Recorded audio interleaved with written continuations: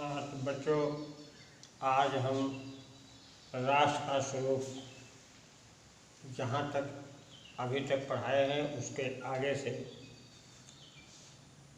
माता अपने सब पुत्रों को समान भाव से चाहती है, इसी प्रकार पृथ्वी पर बसने वाले जन बराबर हैं। तो इसका संदर्भ पूर्व की भांति प्रस्तुत गद्य अवतरण हमारी पाठ्य पुस्तक हिंदी गद्य खंड के राष्ट्र का स्वरूप नामक शीर्षक से लिया गया है। इसके लेखक वासुदेव शरण अग्रवाल हैं। प्रसंग में पृथ्वी के महत्व का वर्णन किया गया है। माता अपने सब पुत्रों को समान भाव से चाहती है।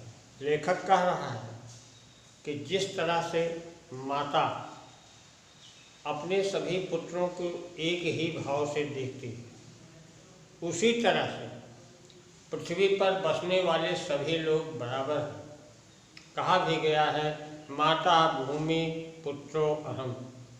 यह पृथ्वी जो है ये माता के समान है। यह ऊंच नीच धर्म भेदभाव को नहीं करती। जैसे माता है, चाहे पुत्र नालायक हो चाहे लायक हो, सबको समान भाव से देखती है। पुत्र कुपुत्र हो सकता है, लेकिन माता कुमाता नहीं हो सकती है। उसी तरह से यह पृथ्वी भी हमारा पालन पोषण करती है। इस पृथ्वी पर रहने वाले सभी लोग चाहे जिस जात धर्म के हों, सब बराबर हैं। उनमें ऊंच और नीच का भाव नहीं है। पृथ्वी कभी ऊंच और नीच का भेदभाव नहीं करती, सबको समान रूप से। जैसे सूर्य है, सूर्य अपना प्रकाश सबको बराबर देता है। यह सूर्य कभी नहीं चाहता कि यह निम्न वर्ग के हैं, इनको कम प्रकाश दिया जाए। नहीं, वो सबको समान रूप से प्रकाश देता है। उसी तरह से यह हमारी पृथ्वी भी सबको समान भाव से देखती है। जो मातृभूमि के उदय के साथ जुड़ा हुआ है वह समान अधिकार का भागी है। इस पृथ्वी पर जो पैदा हुआ है उन सबको समान अधिकार प्राप्त है। जो अधिकार उच्च वर्ग को है, वही अधिकार निम्न वर्ग को भी होना चाहिए। पृथ्वी पर निवास करने वाले जनों का विस्तार अनंत है। इस पृथ्वी पर रहने वाले लोग अनंत लोग हैं और पूरी पृथ्वी पर फैले हुए हैं। उसका आदि और अंत नहीं है। नगर और जनपद, पुर और गांव, जंगल पर्वत नाना प्रकार के जनों से भरे हुए हैं। कुछ लोग गांव में हैं, कुछ लोग शहरों में हैं, कुछ लोग पर्वत के तराई क्षेत्र में हैं, कुछ जंगलों में निवास कर रहे हैं। तो ऐसे लोगों से यह पृथ्वी ढकी हुई है, भरी हुई है। ये जन अनेक प्रकार की भाषाएं, अलग अलग क्षेत्र हैं, उनकी भाषाएं, उनका धर्म भी अलग अलग है। अनेक धर्मों के मानने वाले हैं, फिर भी ये मातृभूमि के पुत्र हैं। अलग अलग भाषा, अलग अलग धर्म, अलग अलग संप्रदाय होने के कारण यह नहीं है कि वो अलग है। वो सभी इस धरती माता के पुत्र हैं और इस कारण उनका सौहार्द भाव अखंड है और सभी लोग इस पृथ्वी के प्रति सौहार्द भाव को बनाए रखते हैं और सभी लोग इस धरती पर बसने वाले सभी लोगों के बीच में मित्रता का व्यवहार होना चाहिए।